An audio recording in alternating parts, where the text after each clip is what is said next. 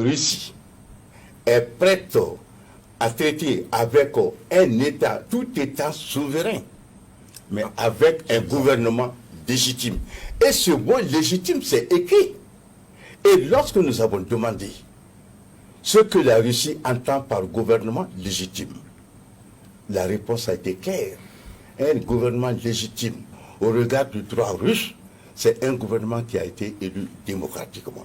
Et quand vous avez suivi l'intervention de la Russie, et les responsables se sont surtout apaisantis sur d'autres aspects pour lesquels nous n'étions pas partis.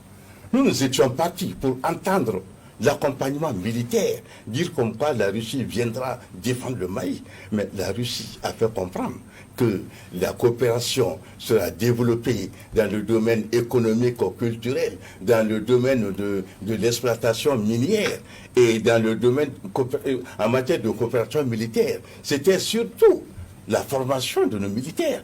Mais il n'a pas été question, contrairement à ce que nous on pensait, comme quand la Russie allait décider de venir. La Russie ne peut même pas décider de venir. À partir du moment où l'aménagement est là, et la Russie est déjà représentée au sein de l'aménagement. Voilà, c'est pour vous dire qu'en matière de relations internationales, il faut faire énormément attention pour éviter d'autres erreurs. Parce que quand la Russie dit un gouvernement légitime, ça a son sens. Et elle a dit qu'elle est prête à accompagner tout État souverain, à condition d'être en face d'un gouvernement légitime. Ça, c'était clair. C'est vrai que je n'ai pas étudié en Russie, mais je sais quand même lire entre les lignes. D'accord. Ok. Alors, professeur Ndiaye, oui.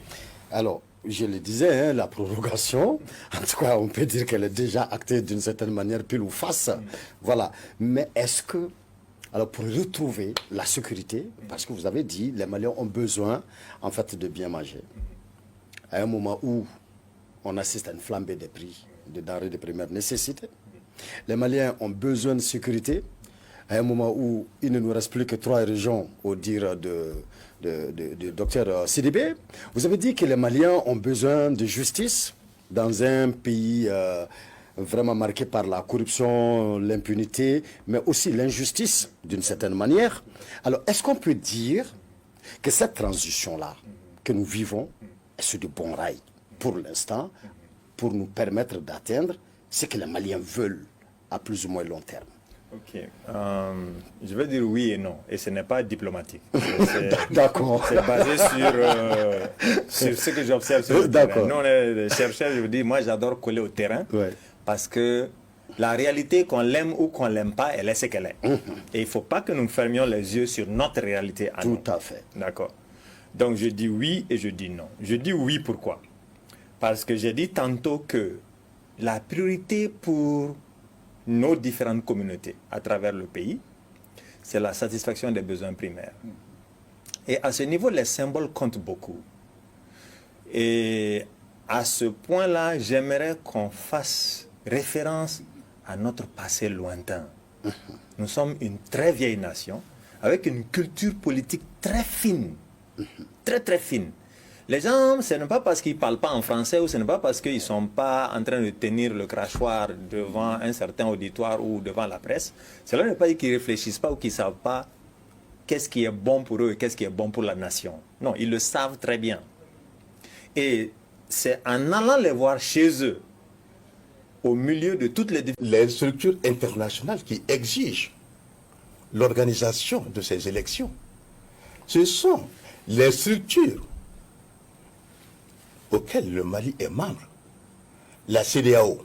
Est-ce qu'on peut dire que la CEDEAO est à la recherche de choses personnelles, est à la recherche de nous coloniser? Mais cette CEDEAO, les règles qui régissent la CEDEAO, le Mali est parmi les concepteurs et les initiateurs de ces règles. Donc, nous ne pouvons pas quand même appartenir à une structure avec des règles et que nous nous retrouvons dans une situation inconfortable et que nous disions que non et nous refusons de respecter les règles et que c'est une façon de nous coloniser.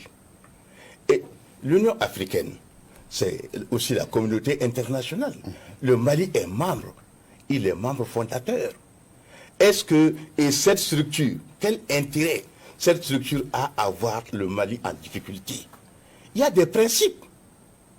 Et quand on prend les Nations Unies, quand on dit que, et sur ce plateau, que la Chine, la Russie ne sont pas cités comme membres de la communauté internationale, mais je suis désolé.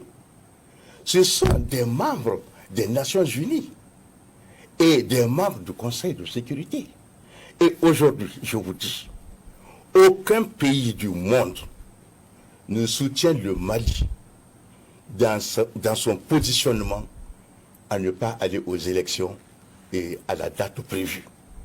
Et ceux qui étaient nos voisins directs, qui nous soutenaient un peu, et ont changé de position, cela veut dire que nous devons vraiment nous remettre en cause. Et ça, ce n'est pas un signe de faiblesse, c'est un signe de sagesse.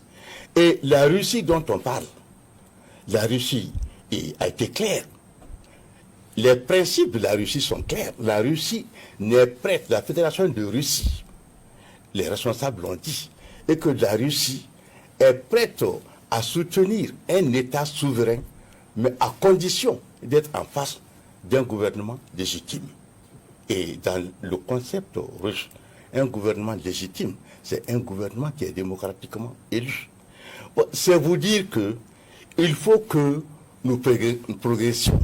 Et si nous devons faire les choses sur un coup de tête, en disant qu'il faut éviter les textes, mais je ne sais pas sur quoi nous allons nous baser pour avancer.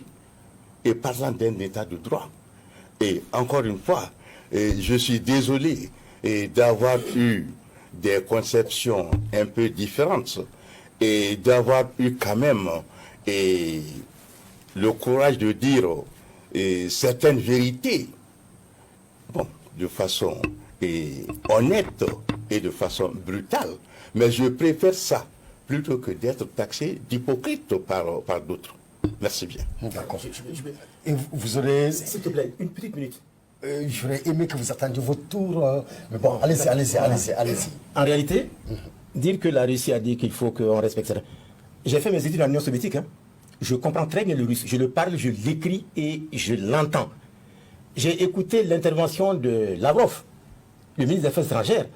Ce n'est pas la traduction en français, mais ce qu'il a dit en russe.